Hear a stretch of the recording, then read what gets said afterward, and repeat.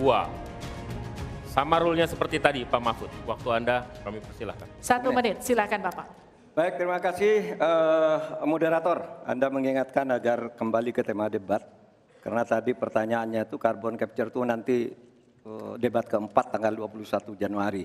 Tapi saya tahu itu kan untuk menghindari tidak adanya regulasi sekarang ini agar tidak lagi terjadi penggundulan karena food estate seperti yang terjadi. Saya sekarang mau bertanya dalam topik ini. Di dalam visi dan misi Anda disebut kalau rasio pajak dinaikkan menjadi 23%. Dalam simulasi kami, angka itu hampir tidak masuk akal. Karena pertumbuhan ekonomi bisa 10. Padahal selama ini pertumbuhan ekonomi 5-6 gitu. Itu kalau Anda bisa menaikkan rasio pajak sampai segitu, bisa 10%. Lalu bagaimana Anda mau menaikkan pajak? Orang mau insentif pajak aja orang tidak ngambil. Terima kasih. Assalamualaikum warahmatullahi wabarakatuh. Waalaikumsalam warahmatullahi Silakan cawapres nomor urut 2 untuk menjawab, waktu Anda 2 menit. Prof. Mahfud, yang namanya menaikkan rasio pajak dan menaikkan pajak itu beda. 1.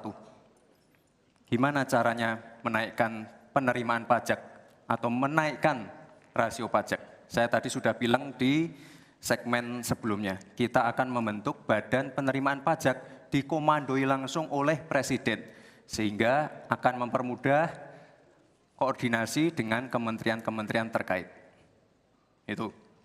Jadi DJP dan Bea Cukai akan dilebur jadi satu, sehingga fokus dalam penerimaan negara saja, tidak akan mengurusi lagi masalah pengeluaran. Lalu sekali lagi digitalisasi penting. Saya melihat di Kementerian Keuangan juga sudah menyiapkan, tapi mungkin aplikasinya masih pada tahap testing and enrichment. Kita melihat sudah ada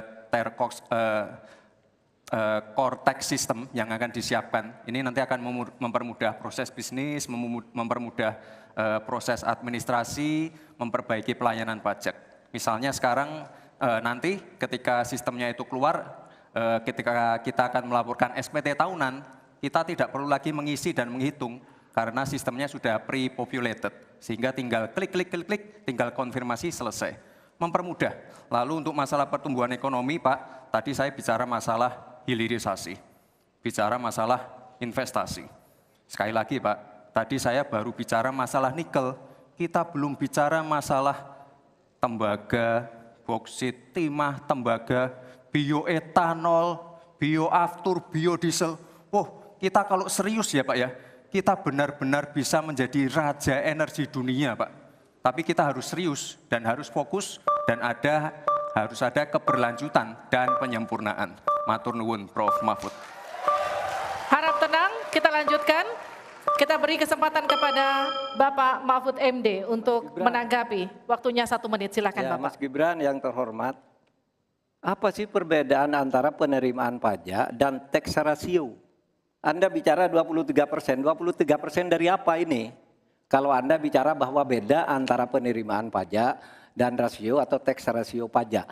Kan kalau persen kaitannya dengan PDB, apa 23% dari APBN atau apa? Kalau 23% dari APBN itu salah. Karena sekarang aja sudah 82%, dengan tax ratio sekarang hanya 10,5, sumbangan terhadap APBN itu 20%.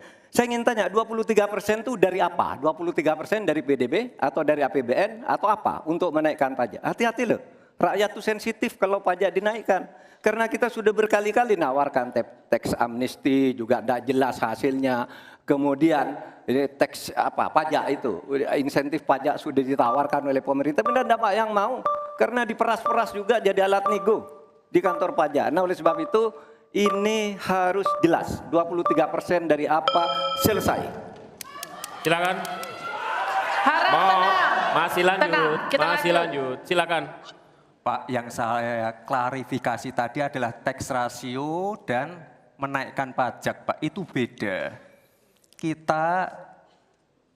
Kita ini tidak ingin berburu di dalam kebun binatang. Kita ingin memperluas kebun binatangnya. Kita tanami, binatangnya kita gemukkan. Artinya apa? Membuka dunia usaha baru. Sekarang NPWP, yang punya NPWP ini baru 30%. Artinya apa? Kita harus melakukan intensifikasi dan ekstensifikasi. Saya tahu pasti pada negatif thinking, kita tidak akan memberatkan UMKM yang di bawah omsetnya 500 juta, pajaknya 0. Pengen modal 200 juta, kur, tanpa agunan, nggak ada yang memberatkan, Mbak. Terima kasih. Baik. Baik, harap tenang kita lanjutkan. Tenang, kita lanjutkan.